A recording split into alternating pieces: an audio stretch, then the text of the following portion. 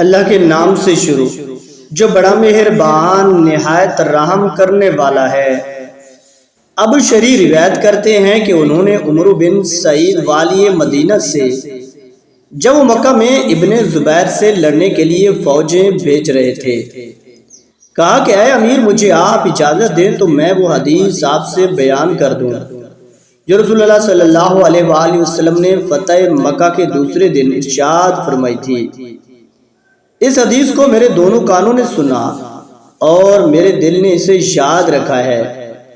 اور جب رسول اللہ صلی اللہ علیہ وآلہ وسلم یہ حدیث فرما رہے تھے تو میری آنکھیں آپ صلی اللہ علیہ وآلہ وسلم کو دیکھ رہی تھی۔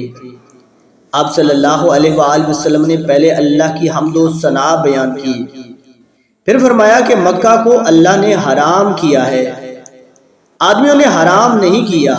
تو سن لو کہ کسی شخص کے لیے جو اللہ پر اور یوم آخرت پر ایمان رکھتا ہو جائز نہیں ہے کہ مکہ میں خون ریزی کرے یا اس کا کوئی پیڑ کاٹے۔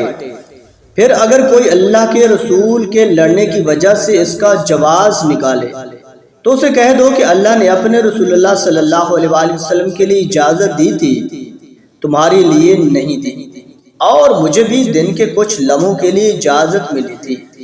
آج اس کی حرمت لوٹ آئی جیسی کل تھی، اور حاضر غائب کو یہ بات پہنچا دے۔ یہ حدیث سننے کے بعد راوی حدیث ابو شری سے پوچھا گیا کہ آپ کی یہ بات سن کر عمرو نے کیا جواب دیا؟